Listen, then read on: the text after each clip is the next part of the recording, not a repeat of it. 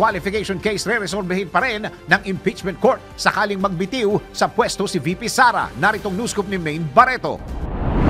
Handang resolbahin ng impeachment court ang parusang perpetual disqualification laban kay Vice President Sara Duterte sakaling magbitiw ito sa kasalukuyang pwesto bilang pangalawang pangulo o pangalawa sa pinakamataas na posisyon sa gobyerno. Ito ang inihayag ni Manila Representative Joel Chua kaugnay sa posibilidad na mag-resign sa pwesto si VP Sara upang makaiwas sa impeachment trial. Ayon sa kongresista, malinaw ang nakasaad sa saligang batas na removal from office at perpetual disqualification ang penalties ng impeachment. Matatandang sa naging media conference, sinabi ng pangalawang pangulo na hindi pa sumasagi sa kanyang isip ang mag-resign dahil pinaghahandaan ng kanyang legal team ang impeachment trial. Para sa News Scoop, Maine Barreto, nagbabalita ng tama, naglilingkod ng tama.